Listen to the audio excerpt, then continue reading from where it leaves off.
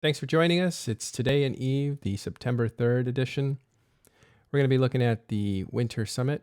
I think it's winter. No, it's probably summer. I don't know. I can't tell. But it is a summit for CSM that is in Iceland, with the company CCP. For those that don't understand what that is a council that is elected by the player accounts.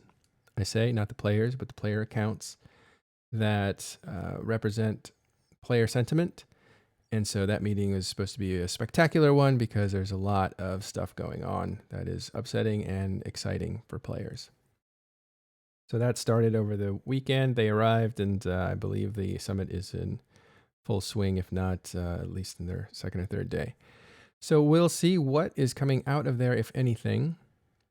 The other thing we want to look at is some of the stuff around, I guess, Reddit. There is a bug report that the client for EVE Online reveals a lot of information, not only cloaked ships, but other things.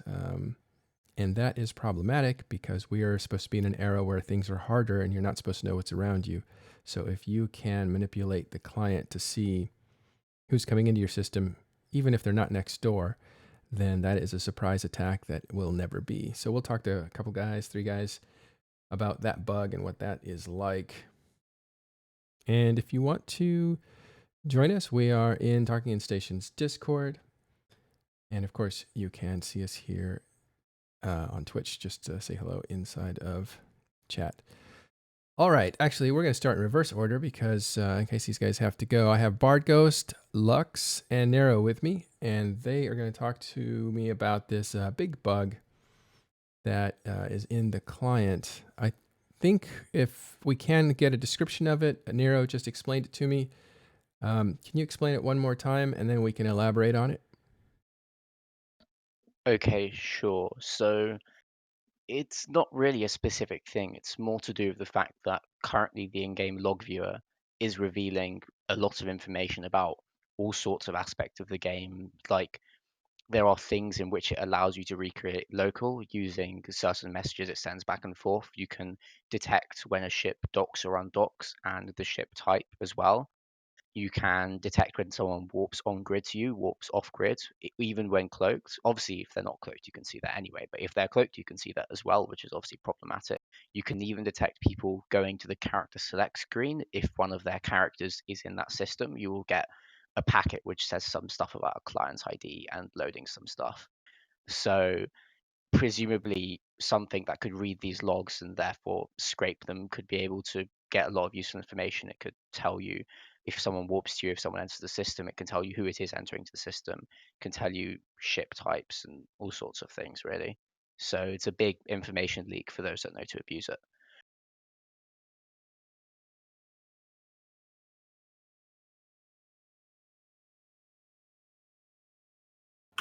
I mean, it's not something I'm going to jump to condemning CCP at. You know, when I put it in the channel yesterday, letting Exuki know, it's like he said, the clients do have to communicate. That has to be done. It just should be covered up and maybe encrypted a bit more. Maybe it shouldn't show in the logs, right? I don't know when this showed, but it's good to at least know it's there, right? It probably helps if I unmute myself. My impression is that this is something that has always been there. It's just not many people knew how to find it, and now it's very public. There So was there is was that a her? time when it definitely wasn't in the logs. It's always been in the packets, but packet sniffing is a sort of extra level of sort of extraness as opposed to just opening an in-game tool and seeing it for yourself. And also, you can counter packet sniffing using sort of generic anti-cheat programs. You can't really counter someone opening the log in game and just using ORS on it. So, okay, so again, the consequences of this information is that someone could decipher, or even worse, automate the deciphering of people who are in cloaky ships inside of your system. Yes. They're, You see when they initiate warp to your grid, you see when they land on it, and you can see when they initiate warp out of grid. Um, Yes. and Oh, then it there's went. another one that Sorry. wasn't mentioned. You can tell on initiation of warp to a destination whether there's a bubble in your path. Yes, and you you can can then also. cancel warp instantaneously. So like initiate warp, cancel warp instantaneously, as long as you don't have a one tick warp or something. Mhm. You will then be able to read the packet it sends you. It will tell you if there's a bubble. So that's even more important. If someone was automating it, they could have it read the logs, ping it up, and you can control space quick enough to cancel the warp. I mean, one of the more curious parts of it, though, is it's might be showing people logging into the system, which, and even if they don't log in, even when they're just on the character select screen, which I find to be a really, really odd thing to be showing. Yes. So we know Yeah, it we've seen shows them that. when they log in. When me and Neuro were testing it yesterday, I had a moment where I didn't go past the character select screen on a character, but he still showed loading files on my alts client in the logs as though he were logging in properly. Which, Yeah. again, if you were automating, you could, if you were hunting someone, know that they were just sitting on login screen. Basically, there's a specific set of packs it sends you. One packet says something about a client ID, and that's unique, so you can tell that's to do with someone logging in. And then it does some other calls to when you actually log in to try and get some bounty and kill right data on the character, and that can tell you when they're logging in exactly. Mm-hmm. Again, this has been here for a long time. What's changed is that this has now been published, and have people been told how to look this information up? Because obviously you guys can find it. Do you want us to say No, how? I don't want you to say how, but I want Okay. to know if that is now public. Yes, it's Well, a it's on front CCP beta, so it's tool in public the enough. client. Yeah, sorry, it's a CCP tool in the client that has its own shortcut and is used for debugging. Oh, I got I it. would think that even ignoring that, even in terms of just this data being available to present at all, as you said, some of it is inevitable. I really think some of it isn't, and some of it shouldn't be in those packets in the first place. Yeah, so the difference is that although it's always been transferred to the client, the viewer has always been there. It just never used to show that data, to what I understand. You had to do much more digging to find the information, and it would at that point be going completely into EULA breaching territory, right? This is, whilst possibly it's very, well, you're only opening the log viewer, so I'm technically not doing anything wrong per CCP's own rule. Right, but this is really bad because we're trying to get to an era where there's less situational awareness and less, there's more fog of war, and this is just a vulnerability in that direction. Blackout is, if somebody automates this correctly, Blackout is all but dead. Yeah. Right. It's Well, worth noting yeah. most of these leaks are to do with like animations. Like if you look at the actual things sending the packets, they're generally all to do with loading models or textures. So that's what would make it hard to get rid of, because it's there's a reason you preload this stuff, because otherwise it takes a big pain. You can get big memory usage spike. And that's also why it gives so much data, because it even loads specific skin models. So as little useful as that would be, you can tell what someone is flying and what skin they're wearing. Mm-hmm. Like Right. I had it yesterday loading models for the Vexor Navy issue and another ship in the system I was in. I originally thought it was Neuro because he logged in some characters, because that's what we were testing. Upon watching, turns out it was actually people coming through the gate, and it was rendering their ships for me. Are you the one that posted this video? No, that was the OP of the Reddit thread, who It's god awful video. don't know who it is. I know he's using an Yes. alternative to YouTube service, and I can totally relate to wanting to do that, but that video is unwatchable. Yes. Too many commercials and baloney. I don't know why I use that. Use Vimeo or some, I don't know. Pay some money.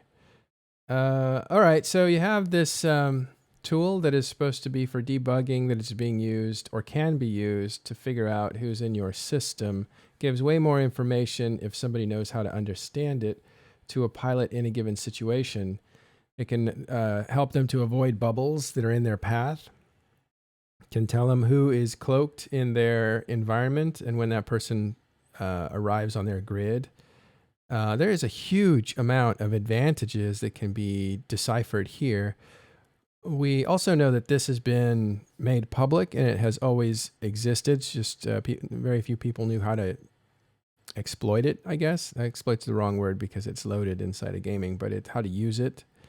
It would have used to have been an exploit. It would have used to. It's no longer an exploit. But it's also the previous method of exploiting it would have been easier to detect. So with this method, you can read the log file that CSP continually outputs to as text and just pass that, and that's almost undetectable. In the other thing, you had to actively either packet sniff or inject into the game's memory, both of which are very common things anti-cheat softwares that you see in other games can usually deal with unless they're being done very well. Yeah. So you can imagine the tools, not just the person who's reading this log in real time and trying to figure out what's around them, which is unlikely, but you could see that tools would be built not only for humans to interpret this information, but also macros or bots, as we call them. Humans aren't going to be reading this real time. Like I've tried, there's so much garbage that is constantly streaming through everything I that see. really trying to read this in real time would be quite the achievement. So the nightmare scenario is that bots are reading this and interpreting it and doing actions to either bots controlling accounts or bots sort of for humans that give humans pings or information. Yeah, you'd have your conventional ratting bot, that would, if it was reading this, it would probably be able to figure out that someone's just entered system with you or has initiated a warp to the grid you're on. But then you can go back a few levels and you could theoretically put one alt in each system and feed it back to a central network and build a map of an entire region and who's where. Yeah. Now here's the thing. This was put on to Reddit, so now everybody knows about it. You guys saw the problem, started studying it, got some information on it. Now I'm broadcasting it to viewers and podcast listeners. And so when it goes public, it becomes much more accessible. Thankfully, CCP knows about this. They've been told about it as this is a bad thing and that they should look at it right away. So whatever they do to counteract the popular use of this, hopefully will happen soon. But what you're supposed to do normally, instead of put it on Reddit, and I hope this guy did this, is you're supposed to submit it as a bug and then give it some time for them to work out the problem quietly so that these things don't surface to the public where everybody else can exploit this sort of stuff. But here we are talking about it in public. It seems like a pretty big deal. The wording of the Reddit post didn't imply he did anything of the sort. He said that he could have been hiding it. That he but could bug have reported it. Didn't say. Moment of recording. Yeah, that's the thing as well, as opposed to giving CCP some time for it. Okay, good. And you want to give them some time. Like it takes. They have a pile they're going through, and when they get to it, they have to like send it up the ladder, and it takes time. It takes weeks. I would argue some of this is very hard to get rid of. Oh yeah. Like some of it is just to do with like otherwise, ideally ships don't know about each other unless they have to see each other. So like if you're cloaked, then you're fine. But realistically, if you say have 20 cloaked ships on a grid and one of them uncloaks, now all of a sudden 20 clients need to know about 19 other ships in one server tick, and that's a really easy recipe to get all sorts of network errors and things just break. Like people laugh about CSP bad code, but like this sort of stuff is done for a reason because you really just want to reduce load in any way possible. And that's another big thing people ask, no TIDI, can we have clients not crashing all the time, please? Thank you. And all of this sorts of pre-caching and stuff like that is how you reduce load.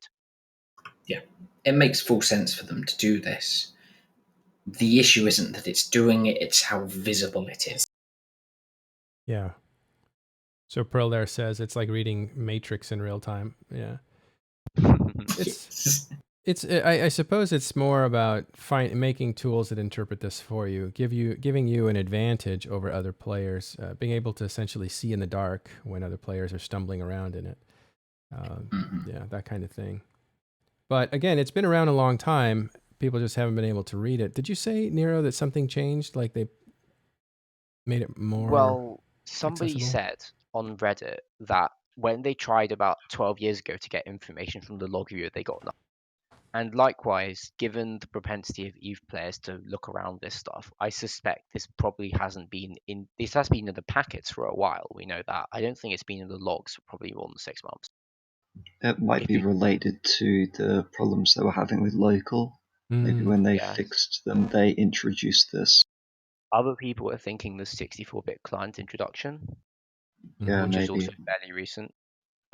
I really don't think this could have gone 3 years without somebody, like 3 or 4 years without somebody noticing it. Like it's always possible, or it's also possible that the people noticing it kept it a secret and Yeah. used it for their own gain. But I'm thinking it's not very likely. Yeah. At some point, uh, somebody talks about it, or more people talk about it, and you hear rumors about it, and then at some point it surfaces. But okay, so we assume that it's probably a new development, maybe with the 64-bit client, maybe with the bug fixing for local when they switched that. I believe that was January. But yeah, very interesting. Well, do you guys have anything else on this? You guys did some tests, right? We did loads of tests. That was mostly to Yeah. create all the information I've just told you in terms Mhm. of logging and warping in and out, the ship models, etc. Yeah. Yeah, we There's started just some, wanting to see if the Reddit thread was true, and we right? found out it was true, and there was a lot more to it as well. Yeah. Like with the bringing up of local information and portraits, even without a local there, that one was surprising. Yeah, Yeah, I as know. I said, Sorry. people think of local as off, but it's still there, and like it's probably just preparing for the fact that It's if you just enter blacked and you out. type, well, no, that's what I no, that's not what I mean. As in, you can still type in the local. So Oh yeah, yeah. even if you don't show immediately, it's probably just preparing for the possibility that you do show immediately. You're always connected to the local client. It's delaying who shows up in said client. Delaying Yes. until you type something. That's when the delay is Yes. Yeah. over. Well, CCP is the one that insists on using the rather confusing delayed local terminology. Yeah. That must be like some kind of a programmer term. Who knows? But yeah, delayed is not something that reveals you after a period of time. Delayed means you are never revealed unless you decide to type and reveal yourself. Not really a delay, is it? Well, we didn't name it. Well, it's interesting. Wow. All right. So, guys, stick with me if you want. We're going to switch gears here to where should we go? To Twitter? Let's do CSM. What's happened on 14. Twitter? Let's see. CSM 14. All you need to know. All right. Well, this is an old image, but the summit is happening now in Iceland. And for those that don't know, what happens is we have this election. It's now once a year. It used to be multiple times a year. You'd have different sessions of representatives of players that go to the company and say, that's a good idea, that's not a good idea, to the stuff that's presented to them from the company, saying, for instance, new features they're working on, new products, new ways of dealing, new ways of marketing, EVE Online. All these kinds of things are focus grouped on this group of players that are elected. In addition to that, the players are able to say, we, the players, have these concerns, and they can say what's going on with this and that.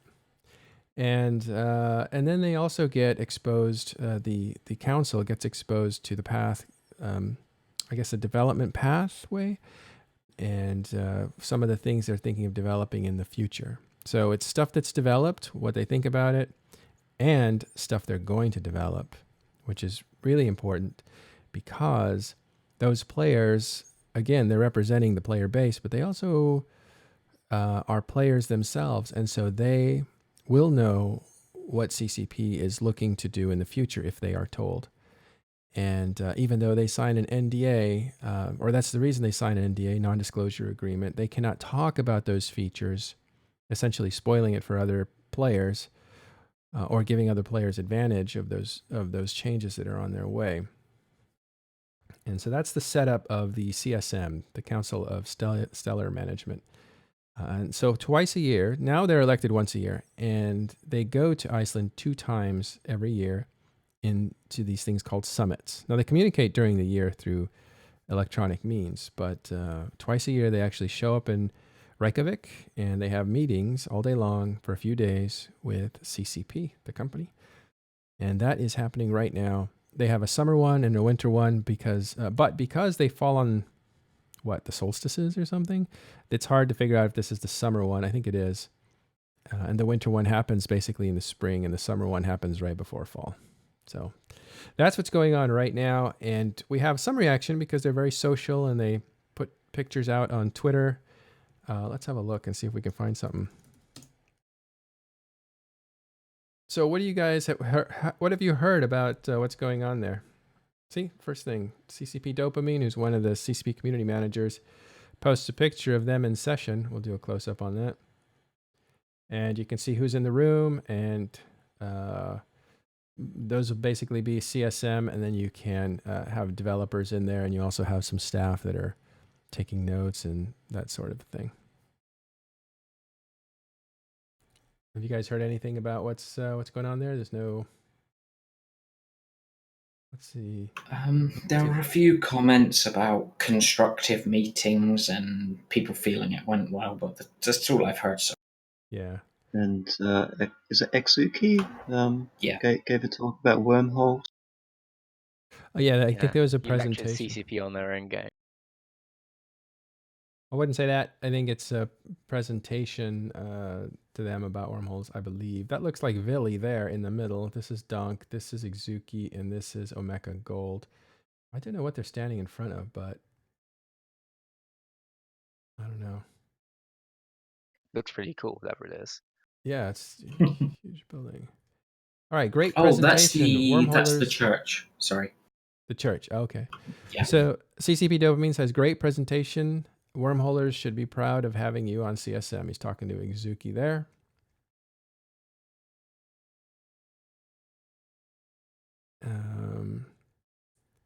We'll skip some of the stuff.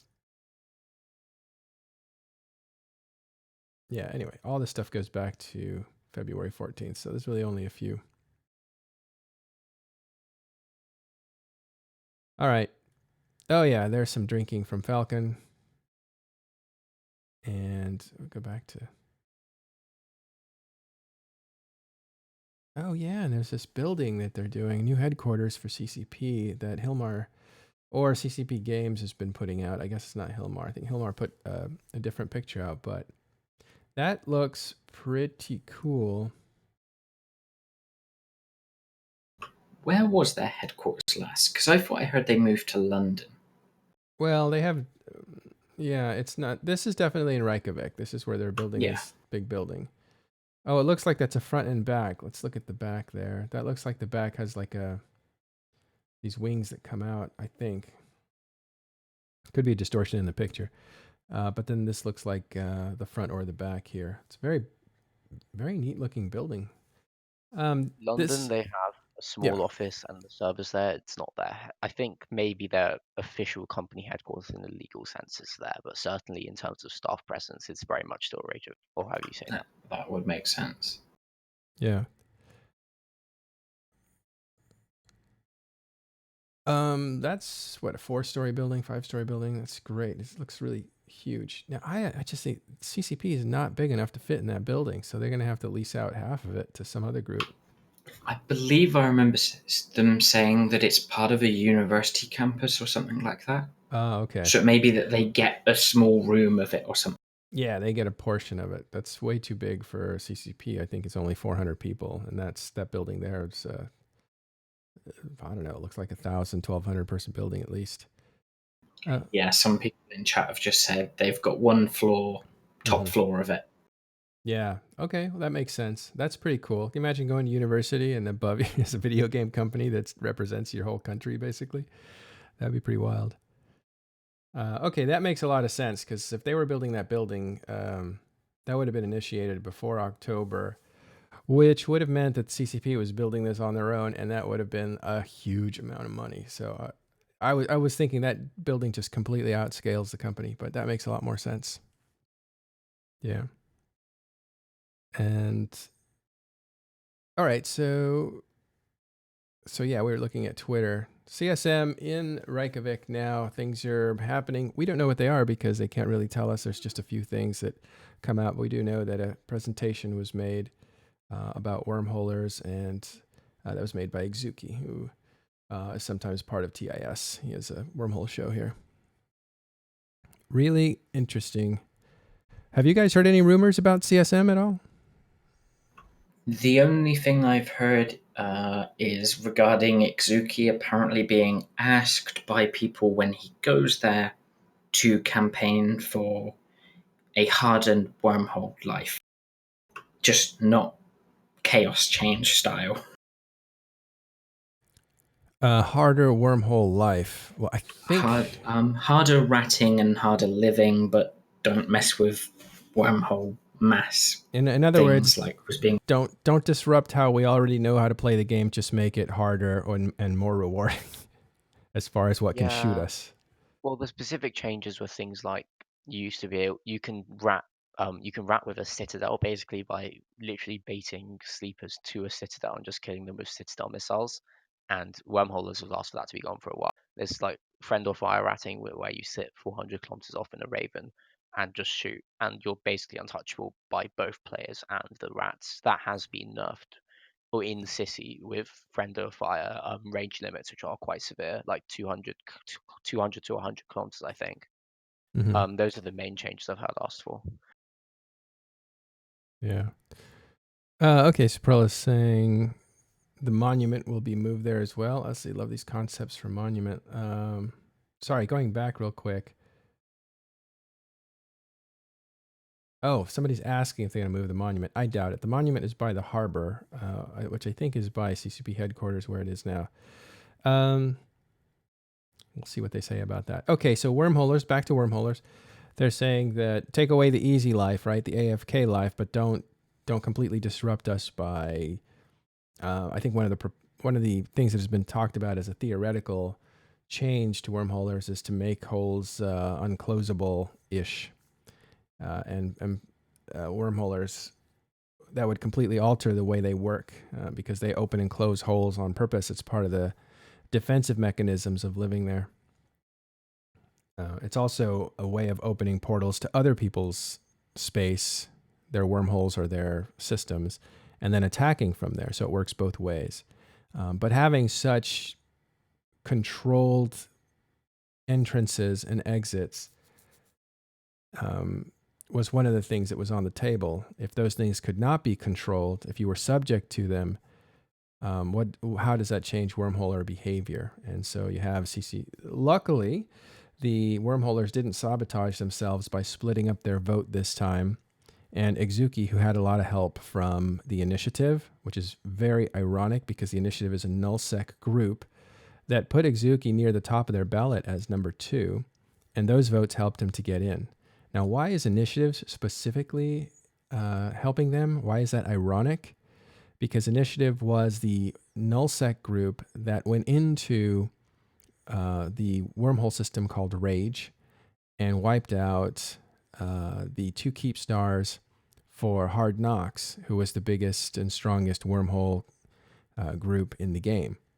And so this putting Exuki as number 2 is part of their amends that they're making with wormholers. And it actually helped to get him elected. And in doing so, Exuki has been able to sit at the table with CCP and do a presentation on wormholers to the point where it was applauded by CCP itself in the form of CCP dopamine. So yeah, that is an interesting thing. It's funny how the world works. Yeah, but anyway, there's not to understate the wormholers themselves who have a certain play style. It's very difficult, it's very isolated. They got behind Exuki as well, otherwise he wouldn't have made it. So we want to give them kudos for getting together and putting Exuki in there, and now you're getting some representation right there at the table instead of the implicit bias that wormholers needed this or that with people who didn't even play there. Well, they had a specific vote in their own in the own wormhole Discord, the Praise Bob Discord, to decide who to bat, who everyone would. So they really wanted to avoid what happened last time when votes got split and no one actually got on. Mm-hmm. You know, wormholers are like they're kind of like rural people, right? They have feuds, they hate each other, but they all get together to kill the city folk. That's what it seems like to me. Like they have their own little cultures, and they're not necessarily friendly to one another. There's a lot of grudges in there too. And then you have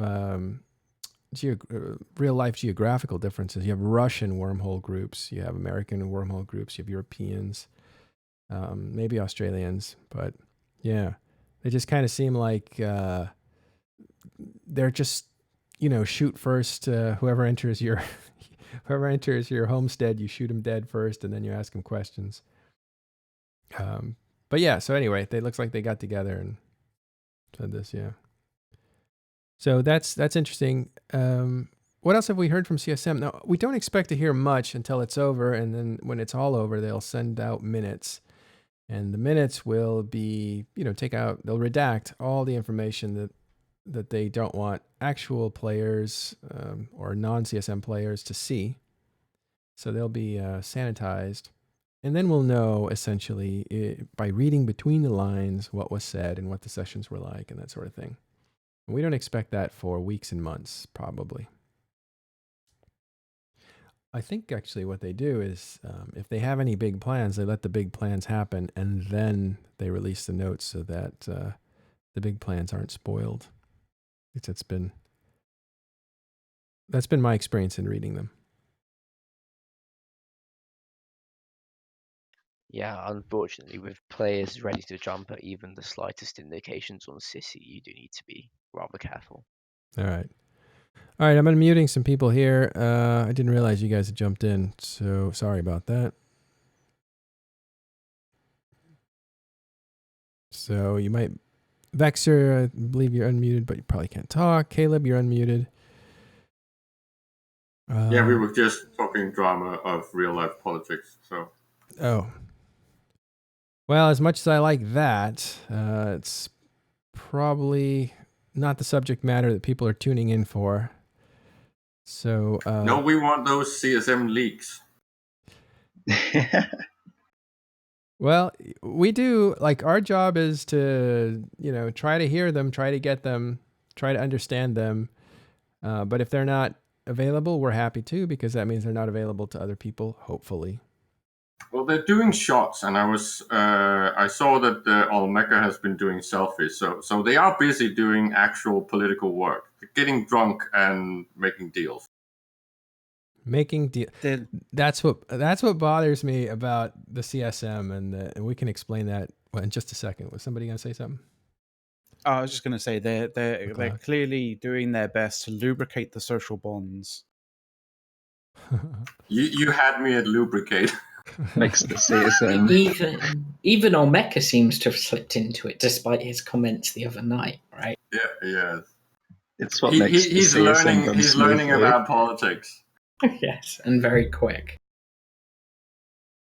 Now, one of the things that's happened in the past has been, whether it's true or not, attributed to Aerith, who's in this picture somewhere. Probably this guy here. Who knows? If you don't recognize him, it's probably him.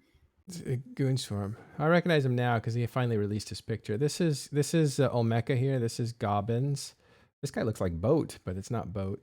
Actually, that's Villy. Oh my God, he's giant. He's giant. This is Dunkdinkle. This is Exuki. I think that's Aerith. This is CCP Rise. This is CCP, I don't know. This looks like Merkel Chen. This is Steve Renukin. No, this is Steve Renukin. That's a nominate. Can you guys see my mouse? Okay, good. And this one in the blue is, well, who's the last one left? This one is this one may be Aerith, and this one may be somebody else. It's too small for me. I have to zoom in. McLeod, we need a tagged version with the names on them. Yeah. Billy must be like 6. I'll see what I can do. I think he must be 6'2", my size or taller. Anyway. I think a positive thing is that there's a general feeling, as we've been talking over these last few weeks, that everyone is pretty much interested in fixing things. Whether or not they come up with the right plans, that's a different thing. But I think they all want things to get fixed and get back into growth. Because this whole tanking of player base is just horrible. Yeah.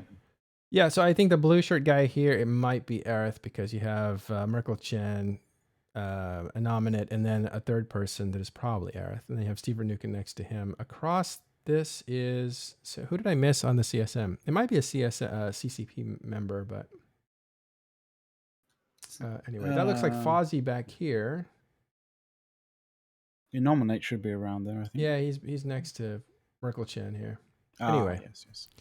1, 2, 4, 5, 6, 9. There's one guy missing, so it must be this guy over here. And why? I'm drawing a blank on who it could be. Okay, we'll try to figure it out. It's more of a pet peeve than a real problem. Okay, I'm gonna download this. Twitter, you just suck so much. I can't express how much you suck. That's just goodbye. I'm not liking their new format. It's weird. Yeah, I was talking to my relative who's visiting from Europe, and we were talking about privacy and just how far gone it is that our information is being compiled and used to make better inroads into selling us stuff. And it just starts getting so sinister. We're almost depressing each other on how much we were talking, but it's a huge problem. If you're not aware of it now, you'll be aware of it later. The amount of information being extracted from you and your preferences and your attention span, and just how it's all about money. It's just so much about money. I mean, security is your tax on the convenience of being connected to the rest of the world. That's how it is now. Matterall, I do have a tip for you later that will allow you to have Twitter back the way it used to be. Well, it's not even a Twitter thing. I don't use Twitter. I never really understood its use. Some people love it, but I don't. It's still somebody else's algorithm.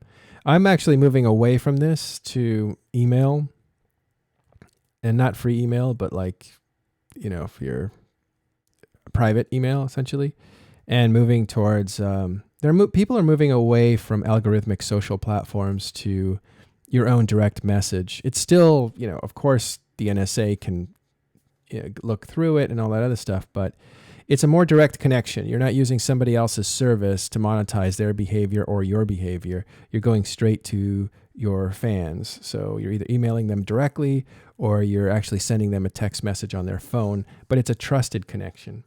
That said, it's not perfect because now people are letting you into their personal life and all that kind of trust issues, et cetera, et cetera, et cetera. But I want to get away from using all these platforms that are essentially just getting all the data off people, figuring out what their preferences are, and then selling to those preferences over and over and over again. Hey, there's a reason why German intelligence moved away from electronic messaging and back to typewriters and snail mail. Right, and Battlestar Galactica completely closed off all. Yeah, remember that? I first saw Battlestar. Are you guys saying that real world needs less perfect knowledge? That sounds very Eve-esque.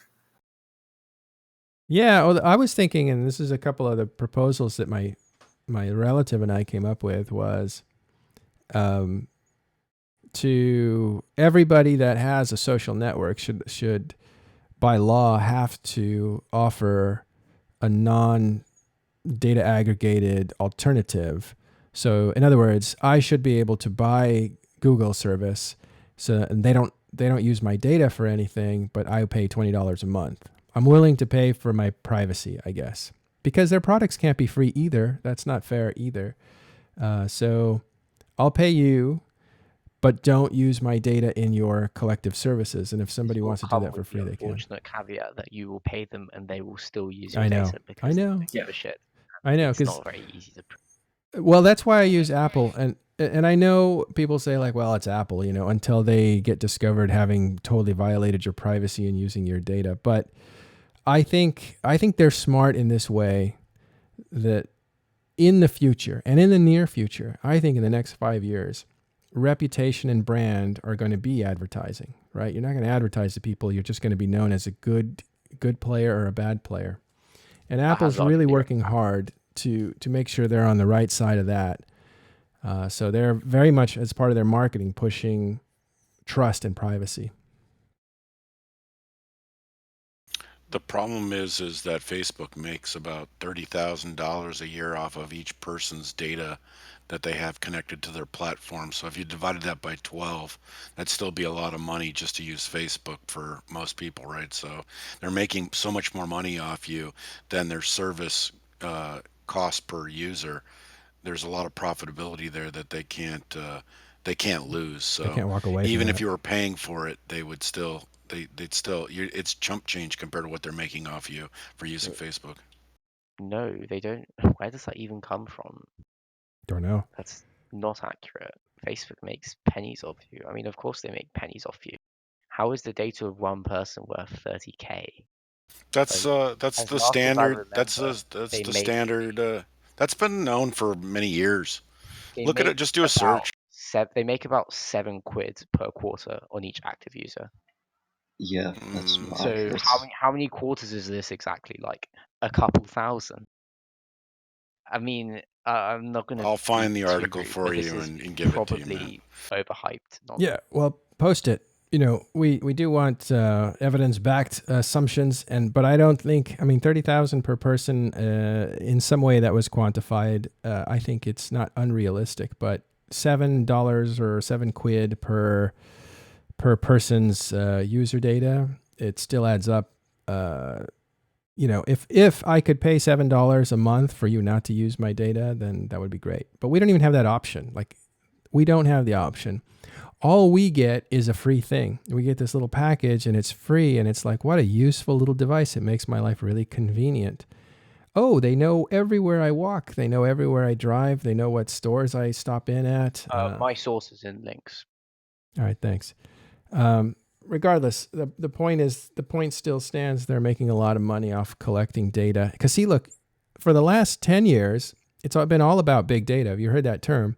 It's collecting data, but there's too much data. You don't know what to do with it. So the next phase is artificial intelligence, and then it gets really crazy. Maybe that's the solution. Maybe that's the solution for CCP, to focus on the value of behavioral data and lower the cost to actually play. I mean, that might be something that they could find a market for, yeah. Well, there's a lot of valuable data about behavior that could be used in real life models, right? We've talked about how many of real life's economic models can be tested in the EVE environment. Recently, of course, it's been completely broken, but fundamentally the design is a simulator, right? And if you can find out a way to sell that or license it, you pretty much have a new business model. And maybe we are the data of the future. Maybe we have been for a while. I think EVE's specific advantage is they have a functioning digital economy that can be a test bed for trying technologies that are popping up around digital economies.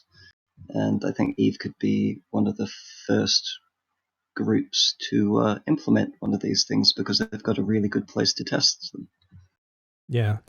And for people who think that this isn't relevant, EVE Online is much more than a video game. We've always maintained that. It's almost like a social experiment.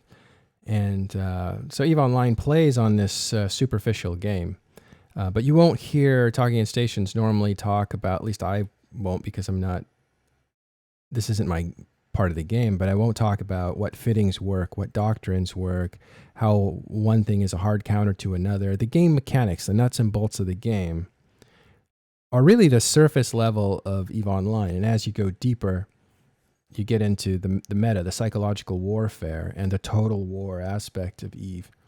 But even deeper than that is the self-realization of why we play the game, why it's so addicting, what hooks do they have in us that keep us coming back to play more, and what sociological implications do actions have in the game?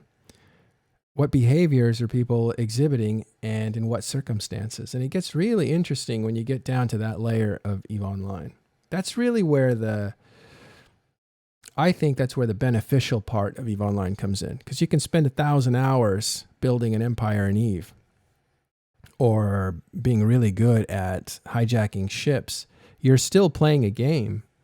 But at a certain point, if you're analyzing the game and looking at the way people work together to do things or fall apart because they can't work together, at that point, you're starting to learn something about humanity, basically.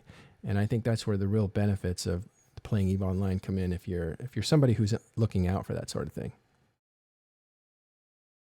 Interestingly, there's a huge disconnect between that kind of thing and what people consider EVE Online the game. Right. I mean, one of the best things about Eve is you can play it in different ways, and you can play it at different levels, and you can move between those levels as well. I don't think there's many games that have that aspect. Well, we'll wrap up soon, but what is it about EVE Online that makes that special? Why isn't that just as interesting in a game like Classic WoW that's just come back out? There's nothing you do in those games matter. You have no impact on other players except when they are in direct contact with you, right? You don't have any lasting effect. There's no lasting narrative. There's no lasting meaningful effect on the ecosystem or the economy. This is why Eve is special. It's because it's persistent. It's one server. It's one unique economy. It's one ecology, and it keeps changing based on what we do. That means everything matters, and everything is historical. It's got historicity. When you talk about when BTEC happened, all these things have meaning and even have implications all the way down till today. Mm-hmm. But I mean, even if you ignore that, they are just vastly different games in general. Well, yeah, but why? That's an MMO, and this is an MMO. Well, let's take a different example. Besides WoW, a game like... Well, let's talk about Star Wars Galaxies that has already come and gone. That game's over. That had a unified history. I don't remember people really studying it psychologically. I can't speak about it. I've never played that game, so Yeah. It's not for me. Did anyone write books about it? Did anyone do economic studies on a high level? Did anyone have news reels and shows running and metagame stuff and spy games and stuff like that? Did any of it really matter? Was it historical? But that stuff happens. That stuff arises over time from a universe which is persistent because it gains interest and people want to know what's going on and people start to study it, etc. Mm-hmm. The reason that didn't happen, it's not that Star Wars Galaxies didn't get off the ground because that didn't happen. I would say it's the opposite. It's that didn't happen because it never got off the ground. That might be true. Yeah, it actually, Carneros brought up an interesting point when, if you look at video games, and he brought this up in an interview with Jin Tan, which he did to talk about the CSM. No, Carneros was not on the CSM, but he was actually CCP Zinfandel. He was a CCP employee at the time of 2011, what we call the Summer of Rage. And so that was what he was going back and referring to when he did this interview, the other side of the table in the CSM meetings. And Carneros said something that was very interesting when Jintan asked him the, at this point, obligatory, is Eve dying question. And Carnero's answer was very interesting. He said, well, if you look at a different example like Star Wars Galaxies, SWG, that it had Eve doesn't have or has things going for it that SWG didn't have. And one of those things was the IP belonged to somebody else, LucasArts, and they could pull it anytime they wanted to. So they had LucasArts breathing down their neck about this or that. If not, we're going to pull your whole reason for existence. And the people at CCP built their own IP. The universe and lore and trappings of EVE Online belong to them. They're the authors of it. And so they don't at least have that pressure of somebody taking the rug out from under them. And really they're in position to exploit the behavioral simulator on top of that IP. And that is a solid connection. They are vertically, what do they call that? They call it verticals in business, I guess. But basically they own the IP and they own the factory that makes the IP. And so they're a little safer from destruction for that reason. I thought that was an interesting point. I think it's because when they made EVE, they designed it to be complex enough that you could have emergent gameplay amongst the players, and you don't see that in many games. And that's emergence in the form of the stories that we tell, but also in the things that we do with the game mechanics and the different game systems where they overlap. Mm-hmm. Yeah, so Rotor there says that the virus of WoW killed everyone and ended up being used for real-world studies and the spread of disease. That's interesting. Didn't know that. There was a that virus. one. Yeah, that was a real thing. Yeah. Well, okay, so what's interesting is MMOs in general, but I think EVE specifically because it has an economy and it has a lot of, as Lux just said, emergent gameplay where players really create the gameplay between them because it's more of a sandbox rather than a theme park. And if you don't know those concepts, look them up. But EVE Online, again, has been taken seriously by the Museum of Modern Art in New York, which is one of the flagship museums in the country, the United States. People have written their doctorate thesis on it. There's been books published about it that are scientific, not fan fiction, not any of that stuff. They're actually scientific books. And it's played by some very, very smart people who are very much into technology, and a lot of them are lawyers. There's some military guys in here. So it's a really interesting mix of people because the opportunity to play against each other and outplay each other exists in EVE on different levels. And the PvP environment of EVE, because it's an economy and it's a simulator, right? It brings on what I call involuntary LARPing, right? You might not think you're role-playing, but you are because you need to. You only care about what other players do in the game, not so much what the PvE and NPC stuff is what's going on there. That's not important to you. What's important to you is what the big organizations are doing, what your neighbor is doing, and that means that you're actually playing your character. Even though you might not think that that's what you're doing, it is. So you are role-playing. Right. And you care tremendously about your reputation. You care tremendously about one of your currencies is your reputation. That's your ability to recruit people to your cause because it takes people to do a thing, at least a significant thing. Your dedication becomes your sunken cost, right? Yeah. That's what you need to uphold. Your in-game assets don't really matter that much as the value of your personality, your brand, your trust, all of these things, right? They become more valuable than anything you have in your hangar or in your wallet. Yeah. I don't think I published this article, but I was writing an article called The 5 Currencies. And 3 of them you'll see, at the time there was Aurum, which was to buy items vanity items in the store. But you had Plex, which are pilot licenses that you could buy in order to buy game time. And then you had ISK, which is the in-game currency. And ISK, interestingly, is also what they call Icelandic dollars, I think. So there was a couple other currencies, and one of them was time. And so I try to equate how time fits into this currency of EVE Online. And then the 5th one I thought was the most important one, which was reputation. That was a currency too. So you would use real money to buy Plex, to turn it into ISK, to buy yourself time by shortcutting the building of something or the gathering of it yourself.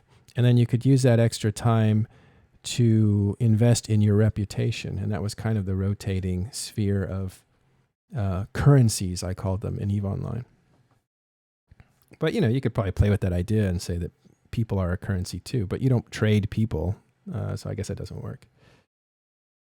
I don't know. That article's buried somewhere. I have about 20, 25 articles that were halfway written, and then I thought, well, I'll just come back to it at some point.